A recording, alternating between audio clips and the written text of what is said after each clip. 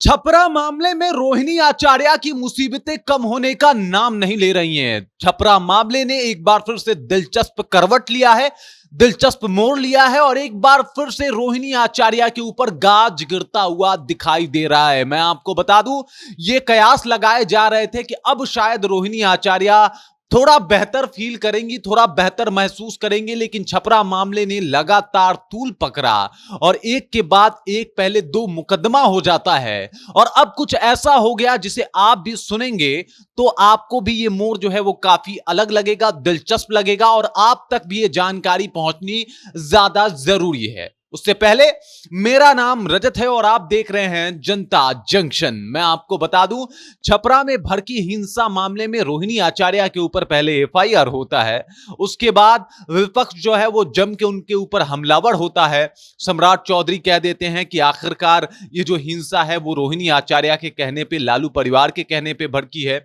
उसके बाद जीतन राम मांझी का भी बयान कुछ ऐसा ही आता है कि हिंसा इन्हीं लोगों ने भड़काया है।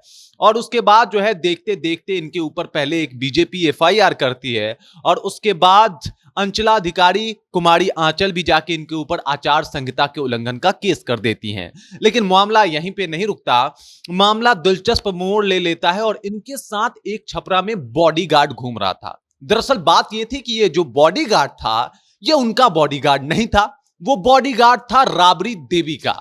और इसको लेके कहीं ना कहीं विपक्ष हमलावर था कि आखिरकार लालू यादव और राबड़ी देवी का बॉडीगार्ड रोहिणी आचार्य के साथ क्यों दिखाई दे रहा है। भाई, उनका तो कुछ ऐसा बैकग्राउंड रहा नहीं है, उनको तो सरकार ने कोई सुरक्षा दी नहीं है, तो आखिरकार ये बॉडीगार्ड जो है वो कहां से दिखाई दे रहा है। जब मामला का पड़ताल होता है, जब जांच होता है तो पता चलता है ये जो बॉडीगार्ड है वो राबड़ी देवी का बॉडीगार्ड है, जिसको लेके कहीं ना कहीं रोहिणी आचार्य पे गाज गिरता उससे पहले वो गाज जो है वो बॉडीगार्ड के ऊपर गिर जाता है और कहीं ना कहीं उसे सस्पेंड कर दिया जाता है। मैं आपको बता दूं, राबड़ी देवी का बॉडीगार्ड जितेंद्र सिंह जो है उसके ऊपर यह आरोप लगाया जाता है कि आप जो है अपने कर्तव्य से विमुख हो गए, क्योंकि आपको जिसका अंगरक्षक बनाया गया था वो थी राबड़ी देवी। आप गलती से रोहिणी आचार्य का अंगरक्षक बन के घूम रहे हैं, जिसको लेके उनको सस्पेंड कर दिया जाता है और कहीं ना कहीं उन्हें वापस भेज दिया जाता है। इस वजह से रोहिणी आचार्य की मुसीबतें बढ़ती हुई दिख रही हैं।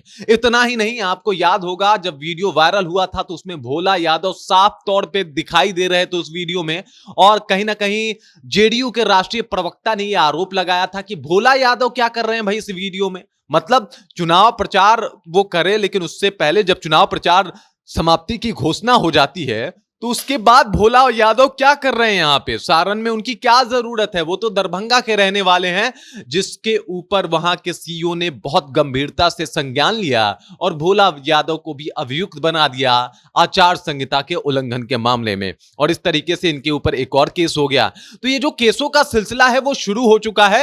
रोहिणी आचार्य पे कहीं ना कहीं भारी पड़ता हुआ दिखाई दे रहा है और एक के बाद एक, पहले तो इनके ऊपर 2 एफआईआर हो जाते हैं, उसके बाद इनके बॉडीगार्ड को सस्पेंड कर दिया जाता है, माफ कीजिएगा इनके नहीं, राबड़ी देवी के बॉडीगार्ड को सस्पेंड कर दिया जाता है, और उसके बाद इनके काफी करीबी लालू यादव के काफी गहरे मित्र भोला यादव को भी आचार संहिता के उल्लंघन के मामले में कहीं ना कहीं अभियुक्त बना दिया जाता है। तो एक एक करके लगातार जो है वो रोहिणी आचार्य के लिए मुश्किलें बढ़ती हुई दिखाई दे रही है। उधर राजीव प्रताप रूढ़ी ने भी मुखर होकर यह बात बोला था कि कहीं ना कहीं इस भड़की हुई हिंसा में रोहिणी आचार्य का बहुत बड़ा रोल है, बहुत बड़ा हाथ है। लोग ये आरोप भी लगा रहे हैं कि आखिरकार इतने जगहों पर चुनाव हुआ, हिंसा सारण में ही क्यों भड़की, क्योंकि वहां से लालू यादव की प्रिय पुत्री रोहिणी आचार्य चुनाव लड़ रही थी और इसी वजह से यह हिंसा भड़की है। इस तरीके की बातें जो है विपक्ष करता हुआ दिखाई दे रहा है और अब तमाम जो मुश्किलें बढ़ रही हैं, कहीं ना कहीं इसके ऊपर भी सवाल उठ रहे हैं। कुछ लोग कह रहे हैं कि सरकार जो है अपने नीतियों का, अपने नियमों का और अपने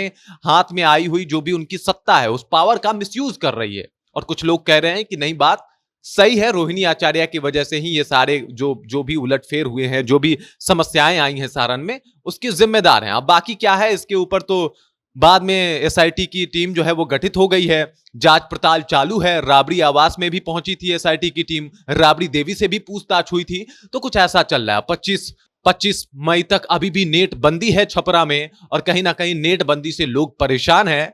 और भाई छपरा छपरा ना हो के मिनी कश्मीर बना हुआ है, जहां आए दिन नेट बंद हो जाता है और आम जनमानस को कई तरीकों की समस्याओं का सामना करना पड़ता है। और एक बार फिर से दंगा भर का बवाल हुआ और छपरा में वही हुआ जो होते आया है, नेट बंद कर दिया गया। बाकी इस बात को लेकर आप क्या सोचते हैं, आपके जहन में क्या कुछ चल रहा है, कृपया कमेंट सेक्शन में जाइए और कमेंट करके अपनी प्रतिक्रिया हम तक जरूर पहुंचाइए। बाकी आप देख रहे हैं जनता जंक्शन और मेरा नाम रजत है।